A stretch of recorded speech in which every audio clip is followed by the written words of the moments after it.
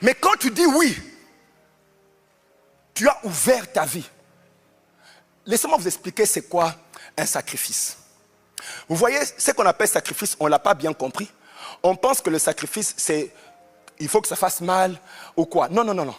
Et Dieu n'a pas besoin des choses parce que tout lui appartient. Donc tu n'es pas en train de lui donner parce qu'il n'en a pas. Non, c'est pas pour... Non. Dieu, dans cette... Comment on appelle ça? In this realm, dans ce domaine. C'est ça un domaine. Dans le domaine physique, Dieu n'a pas le droit de venir. Pour qu'il vienne, il a besoin d'un corps. Un corps. Un corps. Alors, le seul contexte dans lequel où quelqu'un peut prendre le corps de quelqu'un d'autre et l'utiliser, c'est le mariage. Parce que la Bible dit dans le mariage, le corps de la femme ne lui appartient pas. Il appartient à son mari. Le corps du mari ne lui appartient pas. Mais vous voulez pas que je parle ou quoi? Oui, oui, oui, parce que vous êtes calme là. Je vois les mariés qui disent, ah, c'est domaine. Non, je veux parler. Le corps de la femme ne lui appartient pas. Il appartient à qui? Son mari. Et le corps du mari ne lui appartient pas. Il appartient à la femme. Et c'est le seul endroit où on se donne les corps. Jésus a donné son corps à la croix. Il dit prenez, ceci est mon corps. Donc il a déjà donné son corps.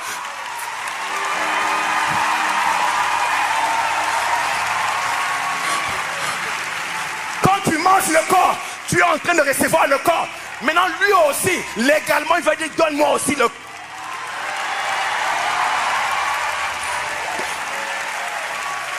C'est pour ça qu'il veut une épouse.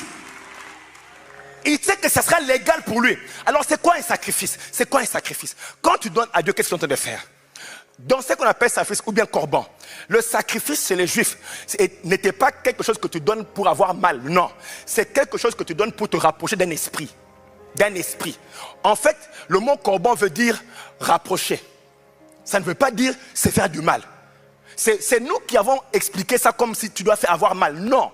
Sacrifice veut dire me rapprocher. Alors quand tu veux connecter à un esprit, tu donnes un corban pour te rapprocher. Mais il faut que tu comprennes les mécanismes. Le sacrifice, qu'est-ce que tu fais? Tu donnes un corps à cet esprit qui n'a pas de corps et qui a besoin d'un corps pour entrer dans ton domaine et se manifester à toi. C'est ce qu'on appelle sacrifice. C'est un corps. Alors, tu sacrifies quoi? Tu cèdes ton corps à l'esprit pour que l'esprit commence à l'utiliser et se manifester sur la terre.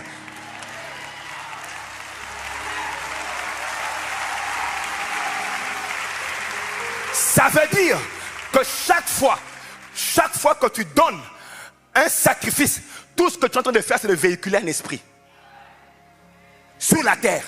Vous me comprenez? Donc quand tu viens, tu donnes et puis tu t'énerves là, tu ne sais pas ce que tu fais. Tu donnes et puis tu boudes. Tu ne sais pas ce que tu fais. Tu es en train de corrompre ton seul moyen de monter. Oh. Écoutez, la vie est spirituelle. Tout ce qui prend place est spirituel. La faveur est spirituelle. Tu ne peux pas travailler pour la faveur. Tu dois connecter à un esprit qui va influencer la zone autour de toi pour que les gens t'acceptent. Quand Moïse est parti, Dieu a dit à Moïse, pars, je serai avec toi. Pourquoi? Parce qu'il faut que moi, un esprit, j'influence les choses autour de toi pour que ça marche. Ça ne marche pas par ton intelligence. Arrête-moi ça. Ton diplôme va convaincre les diables là. Mais je ne sais pas. On peut parler.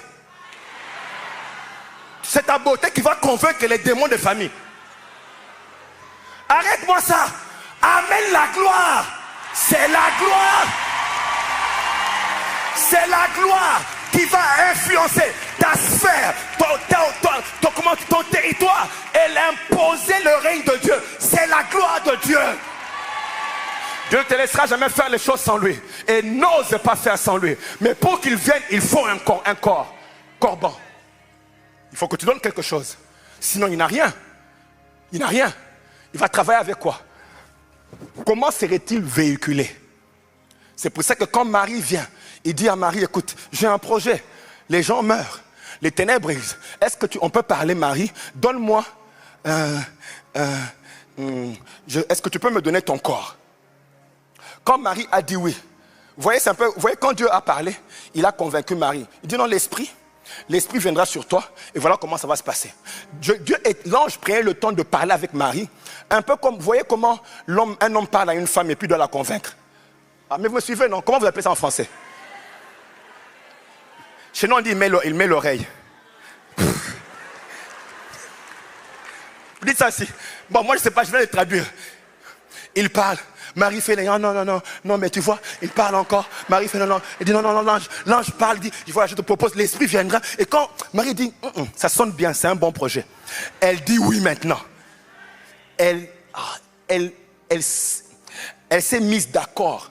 Elle s'est unie. Je vous dis, va voir dans ton dictionnaire. J'étais choqué. D'accord veut dire s'unir et devenir un. Accord. Elle s'est unie au projet de Dieu. Maintenant, le projet de Dieu.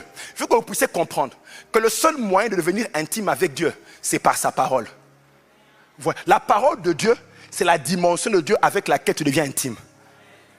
Et donc, quand Dieu veut devenir intime avec toi, il doit se révéler par sa parole, parce que c'est la parole sémence qui entre en toi et puis te met enceinte.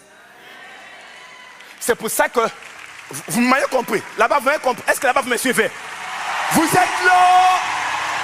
Laissez-moi voir si vous êtes là! Ah, que Dieu vous... Surtout ici, je vois... Aïe. Je vois des amoureux là-bas. Ici, vous êtes là! Mettez le pupitre. Je vois ici, vraiment, ils sont en train de... Ok, on va continuer. Je vois que vous êtes là. Je n'ai pas beaucoup de temps. Mais vous voulez comprendre ceci. Quand Dieu vient chez toi, quand il vient et qu'il veut amener quelque chose de grand, il vient par la parole. La parole de Dieu, c'est la dimension de Dieu. Vous voyez, Dieu a plusieurs dimensions et il ne se manifeste pas de la même manière partout. Ça veut dire ceci. De la même manière que toi aussi, tu ne te manifestes pas de la même manière partout. Il y a un endroit, tu es employé, et puis à la maison, tu es papa, chez ta femme, tu es époux. Donc, tu as plusieurs dimensions, toi aussi. Et Dieu aussi, donc, il a plusieurs dimensions. Mais quant à l'intimité, il vient par la parole. C'est pour ça que Dieu a mis Adam et Ève nus dans le jardin d'Éden. Vous voulez vous poser la question, qu'est-ce qui prenait place dans un jardin nu, deux personnes nues? Vous ne voulez pas savoir? Bon, je ne vous dirai pas. Mais, ça c'est encore un autre mystère. Vous allez voir que quand Adam et Ève, quand Dieu venait vers Adam et Ève, la Bible dit qu'il venait par la voix. C'est-à-dire, il venait par sa parole. Parce que quand Adam a entendu Dieu venir, il dit, j'ai entendu le son de ta voix, je me suis caché. Autrement dit, la dimension qui venait dans l'intimité était la voix.